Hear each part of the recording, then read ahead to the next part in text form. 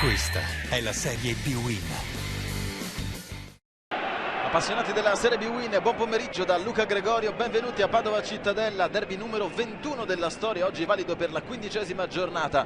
Due città divise da 30 km ed una rivalità sentita ma sempre rispettosa. Il Padova non vince da 4 turni in Cittadella, ha sempre fatto risultato nelle ultime 5 e sogna di essere l'outsider nella zona playoff. Comincia Padova Cittadella, il derby, buon divertimento. Cutolo, l'uscita di Benezer, Galle li mette ancora, Cutolo, attenzione al suo mancino perché può mettere qualcosa, cerca il sinistro, il Padova in vantaggio, 3 minuti e 15 sul cronometro, si sblocca il derby del Leucaneo, Aniello Cutolo, quarta rete quest'anno.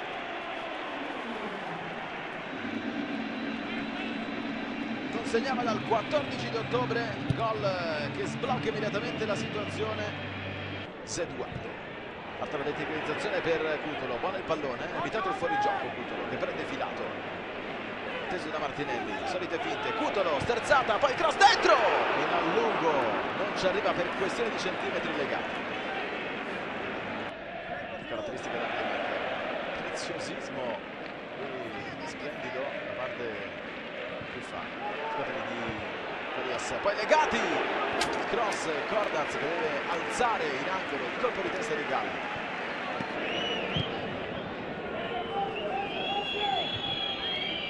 Giannini vince il rimpallo, destro esploso, il pallone sull'esterno della rete,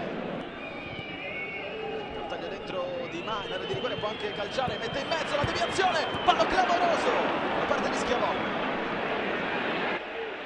l'orraccio di De Vito, legati dietro per Cutolo, la può piazzare Cutolo, si accartoccia Cornaz, Schiavone, Giannetti, molto bene la squadra di Foscarini, destro a giro e Anania prolunga in calcio d'angolo.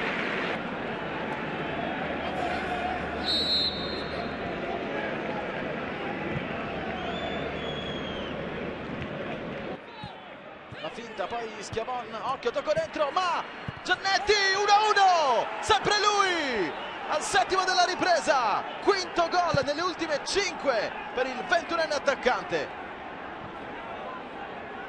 Il pareggio del Cittadella, meritatissimo. Di prima l'indirizzo di Mani, che ripeto bene il passaggio, grande colpo di tacco per Di Roberto, sinistro e pallone che fischia al lato di pochissimo.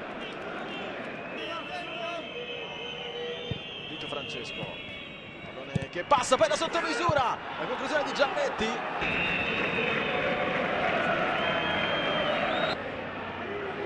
Bella qui la giocata da parte di Raimondi, vuole costruirsi la conclusione, poi scarica fuori De Vitis, palla lontana rispetto ai Raimondi. Già battuto Raimondi da fuori, è un gol strepitoso al 44esimo. Ancora lui, come contro il Verona, nel finale può decidere il derby.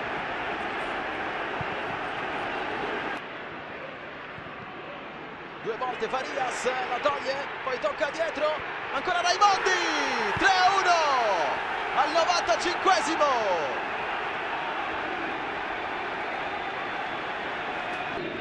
Finisce al Leucaneo, il Padova vince il derby 3-1. Al termine di una gara molto sofferta che può girare comunque la stagione dei biancoscurati.